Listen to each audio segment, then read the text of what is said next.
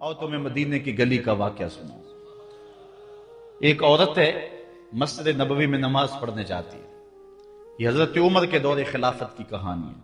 تو ایک نوجوان راستہ روک کے کھڑا ہو جاتا ہے۔ ایک دن اس عورت نے رک کر کے کہا کہ میں کتنے دنوں سے دیکھ رہی ہوں کہ تم میرے راستے میں مزاحم ہوتے ہو، کیا ماجرا ہے؟ اس نے کھل کے بات کی کہ میں تیرا چاہنے والا ہوں اور تجھے حاصل کرنا میری زندگی کی معراج ہے، اور تیرے لیے آسمان سے تارے بھی توڑنے پڑے تو گریز نہیں کروں گا۔ اس نے کہا اچھا، میری ایک شرط ہے۔ اس نے کہا بتاؤ، جلدی بتاؤ، لب کھولو، میں ابھی پوری کر دوں گا۔ کہا نہیں، چھوٹی سی بات ہے، 40 دن تک حضرت عمر کے پیچھے نمازیں پڑھ لو، اس کے بعد 40ویں دن کی آخری نماز کے بعد اسی وقت میں تمہارا انتظار کروں گی، پھر جدھر کہو گے چل پڑیں گے۔ کہا ٹھیک، یہ کون سی مشکل بات ہوئی 40 دن نمازیں پڑھنے سے؟ اگر تو مل جائے تو میرے لیے کون سا یہ مشکل معاملہ ہے۔ 40 دن حضرت عمر کے پیچھے نمازیں چلتی رہی، دل کی دنیا تبدیل ہوتی رہی۔ 40ویں دن کی آخری نماز کے بعد جب وہ نوجوان واپس پلٹنے لگا تو وہ لڑکی حسب وعدہ وہاں کھڑی تھی، لیکن اس نے دیکھا نہیں، یہ نظر جھکا کے گزر رہا ہے۔ اس نے کہا جانے والے توجہ کر، میں تیرے لیے کھڑی ہوں۔ کہا خیر سے کھڑی رہو۔ عمر نے دل کا تعلق رب سے جوڑ دیا۔ اگر میرے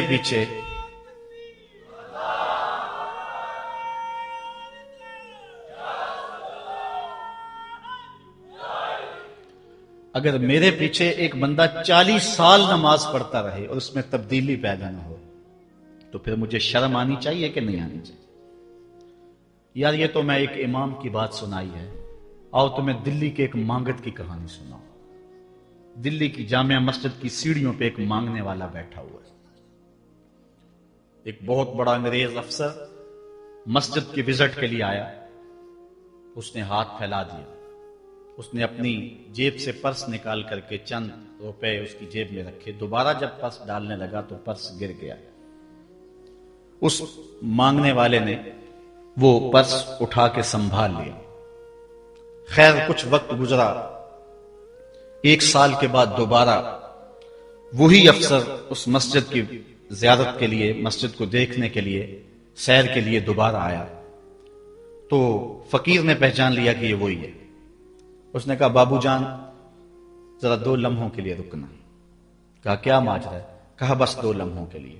دوڑ کے گیا، اپنی کٹیا سے وہ پرس نکال کے لے آیا اور اس کے ہاتھ میں کہا کہ پچھلے سال آپ آئے تھے، آپ کا یہ پرس گر گیا تھا آپ کی جیب سے، میں ڈھونڈتا رہا لیکن آپ نہیں مل پائے، میں نے سنبھال کے رکھا تھا کہ شاید دوبارہ کبھی ملیں تو میں ان کو دے دوں گا۔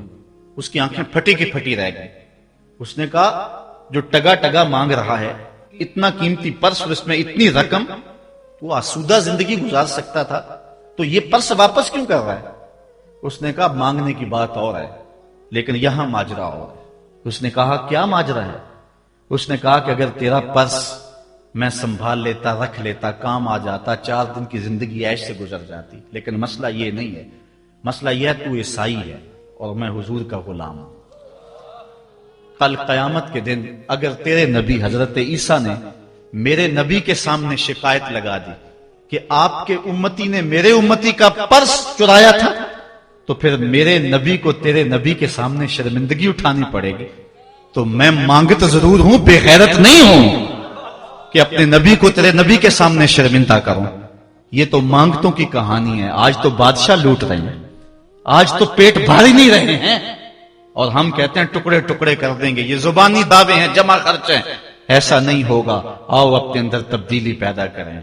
ہم اپنی ماضی کی تاریخ پڑھتے ہیں تو حیرت زدہ ہو جاتے ہیں، لوگوں میں کتنی اخلاقی بلندی تھی، آج ہمارے اخلاق لٹ گئے، آج ہمارا کردار نہیں رہا، ہم مدینے کی گلی میں پھر دوبارہ چلتے ہیں۔ حضرت عمر رضی اللہ تعالیٰ عنہ کا دربار لگا ہے، ایک شخص کو پکڑ کر لوگ لے آتے ہیں کہ شخص نے ہمارے باپ کو قتل کر دیا۔ حضرت عمر رضی اللہ تعالیٰ عنہ نے پوچھا کیا ماجرا ہے بھائی؟ اس نے کہا جی واقعی میں ان کے باپ کا قاتل ہوں، لیکن میں نے قصداً قتل نہیں کیا، ہوا یہ کہ میں ایک مسافر ہوں، جا رہا تھا، راستے کے اندر سبز چراگاہ تھی، میرا اونٹ بھوکا تھا، اس چراگاہ میں داخل ہو گیا، اس کے بوڑھے باپ نے پتھر اٹھایا اور میرے اونٹ کو مارا، اس کی آنکھ نکل گئی، مجھے بڑا غصہ آیا، میں نے وہی پتھر اٹھا کر اس کے باپ کو دے مارا، لیکن وہ ایسے ٹکانے پہ لگا کہ اس کا باپ فوراً فوت ہو گیا۔ میرا قصد اور ارادہ نہیں تھا، لیکن بہرحال میں اس بات کا اقراری ہوں کہ میں نے اس کے باپ کو قتل کر دیا ہے۔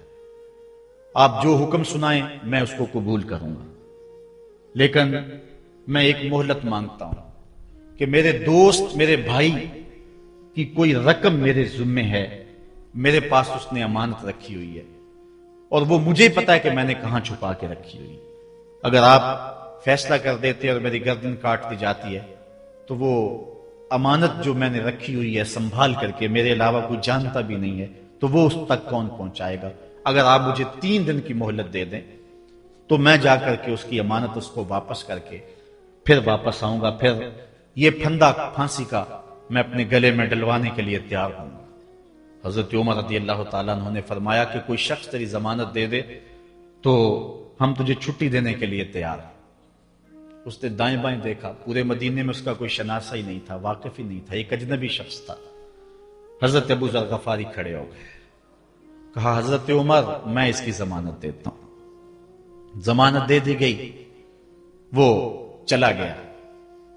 تیسرے دن وعدے کا جو وقت تھا، لوگ جمع ہو گئے، دربار لگ گئے، ابھی تک آنے والا نہیں آیا۔ لوگوں نے کہا ابو ذر تو نے غلطی کی ہے، ایک اجنبی کی ضمانت دی اور ابھی تک وہ نہیں آیا، اور میاں صاحب فرماتے ہیں ایک بار جو پھائیں اڑ جاندے اور پھر کدی نہ پھنس دینے۔ ظاہر ہے وہ چلا گیا، واپس تو نہیں پلٹ کے آئے گا، اسے پتا ہے کہ آگے سیدھی سیدھی میری موت ہے، تو تم نے یہ کیا غلطی کی؟ خیر آپ نے فرمایا کہ اگر وہ نہ آیا تو یہ پھانسی کا پھندا میرے گلے میں ڈال لینا، لیکن بہرحال میں نے اس کی ضمانت دی۔ کچھ عرصہ بیتا کہ دور سے گرد و غبار اڑتا ہوا دکھائی دیا۔ جب صورت واضح ہوئی تو وہی شخص تھا۔ حضرت عمر فاروق رضی اللہ تعالیٰ عنہ کے دربار میں کھڑا ہو کہنے لگا حضرت کسی وجہ سے تاخیر سے پہنچا ہوں، معذرت چاہتا ہوں، اب جو حکم ہے پورا کیجیے۔ حضرت عمر رضی اللہ تعالیٰ عنہ اس کے پھانسی کے احکامات جاری کر چکے تھے۔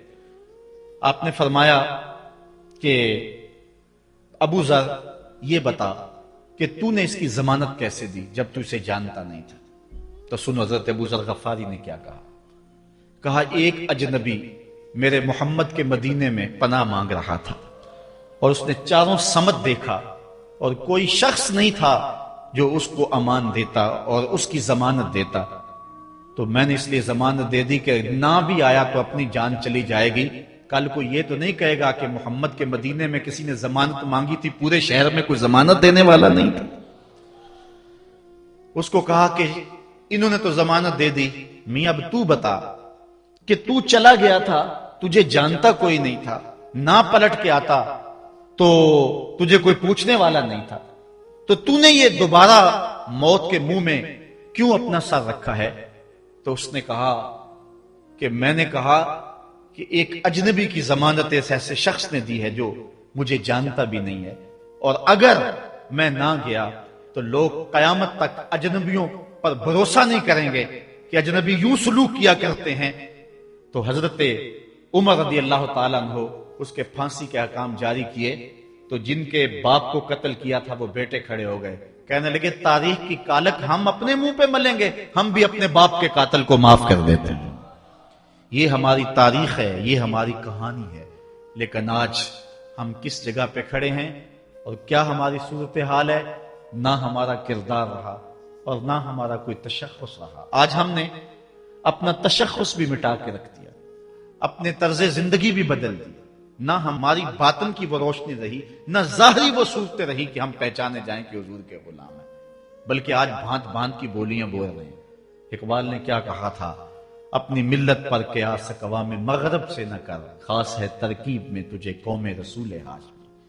بلکہ آج فیشن کے طور پہ یہ کہا جاتا ہے جی آج کل دین پہ چلنا بڑا مشکل ہے، یہ آپ بھی سنتے ہوں گے، لوگ کہتے ہیں جی آج کل دین پہ چلنا بڑا مشکل ہے۔ یہ کون کہہ رہا ہے؟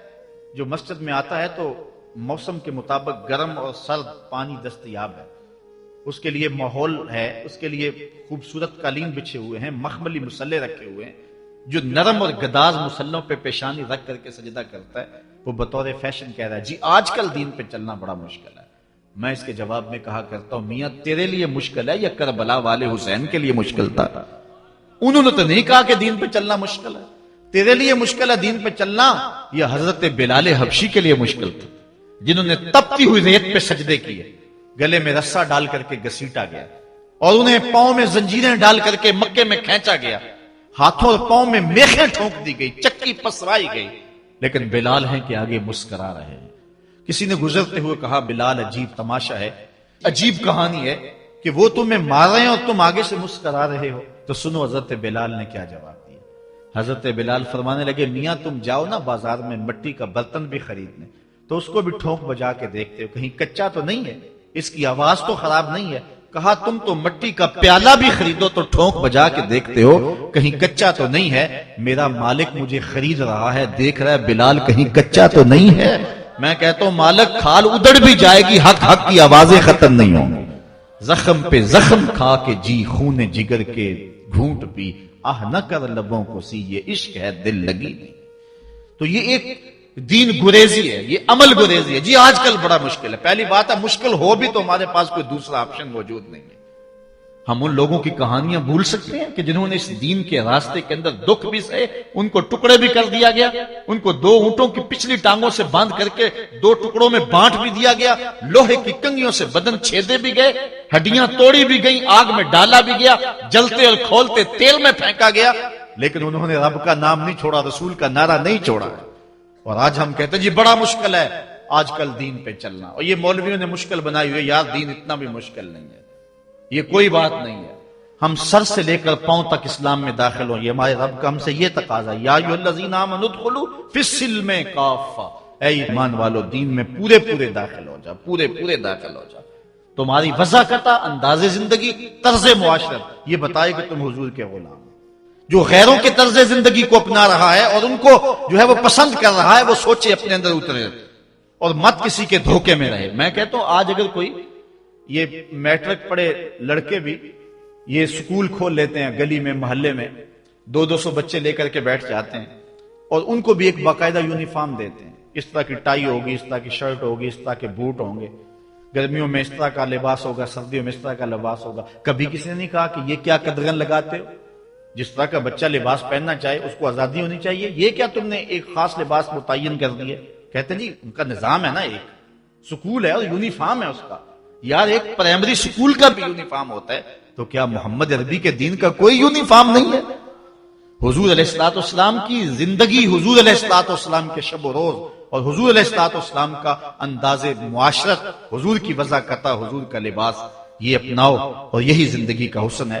اسلام کے حوالے سے معذرت خواہانہ رویہ ترک کر دینا چاہیے ہمیں. اور آج ہمارے جو ہے وہ محراب و منبر کے جو وارثین ہیں انہوں نے بھی مسالت کر لی ہوئی ہے. جو کوئی بات نہیں ہے، اسلام صرف زبان سے اسلام کہہ دینے کا نام نہیں ہے. چمی گوہم مسلمانم بلرزم کہ دانم مشکلات لا الہ. جب میں کہتا ہوں میں مسلمان ہوں تو کانپ جاتا ہوں، اس لیے کہ لا الہ الا اللہ کے تقاضوں کو سمجھتا ہوں. جب بیعت عقبہ ثانیہ ہوئی ہے تو حضرت اسد بن زرارہ کھڑے ہو گئے. جب صحابہ حضور سے بیعت کرنے لگے اور 70 تعداد تھی ان کی، تو حضرت اسد بن زرارہ خزرجی کھڑے ہو گئے اور ان کو کہا کہ اے انصار، ان سے بیعت کرنے سے قبل سوچ لو، یوں ہی بے توجہی میں ہاتھ نہ بڑھا دینا، بے خبری میں یوں ہی ایسے ہی ہاتھ نہ بڑھا دینا، پہلے سوچ لو. بیعت کرنے کا مقصد یہ ہے تمہیں جو ہے وہ وقت کے جبر کے ساتھ پورے عرب کے ساتھ ٹکر لینا ہوگی. جو بھی کفر کے نظام کا حصہ ہے تم اس کے ساتھ ٹکراؤ کرنا ہوگا، اور حتیٰ کہ تمہاری کھال بھی ادھیڑ دی جائے گی، سخت تلواروں سے تمہارے کلیجے چبائے جائیں گے. اگر تم اس کے لیے تیار ہو تو پھر آؤ بیعت کرو. یہ نہیں ہے کہ بس تم کہہ لو کہ ہم مسلمان اور بس کافی ہے. نہیں، چمی گوئے مسلمانم بلرزم کہ دانم مشکلات لا الہ. آج ہمیں اس سمت بھی آنے کی ضرورت ہے، اس انداز سے دیکھنے کی ضرورت ہے کہ ہم سر سے لے کر پاؤں تک اسلام کے سانچے میں آئے.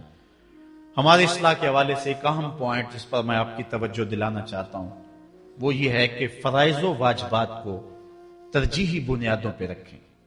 آج بطور مسلم ہمارا جو رویہ ہو چکا ہے، ہم مستحبات اور مباحات کے پیچھے پڑے ہوئے ہیں، اور اس کے مقابلے میں جو سنن، فرائض اور واجبات ہیں ان کی پرواہ چھوڑ چکے ہوئے ہیں. دین میں کتنے امور ہیں جو صرف مباح کی حد تک ہیں، کر لو تو ٹھیک، نہ کرو تو پھر بھی ٹھیک، اور کتنے امور ایسے ہیں کہ جو صرف استحباب کے زمرے میں آتے ہیں.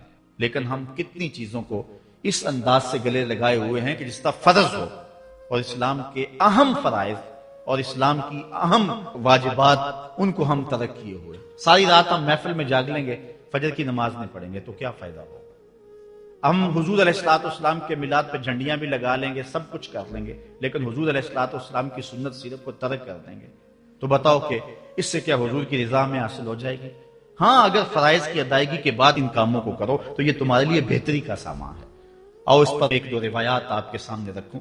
ایک طرف حضور علیہ الصلوۃ والسلام سے محض محبت کا دعویٰ ہے، اور ایک حضور علیہ الصلوۃ والسلام کے دیے ہوئے دین کو اور حضور علیہ الصلوۃ والسلام کے پیغام کو اپنانا ہے. بلکہ ایک طرف اپنی طرف سے اظہار محبت اور وہ سچائی ہو، اور دوسری طرف حضور کا حکم ہو تو حکم ترجیح پا جائے گا. حضرت عبداللہ ابن رواحہ رضی اللہ تعالی عنہ یہ حضور علیہ الصلوۃ والسلام کے درباری شاعر ہیں.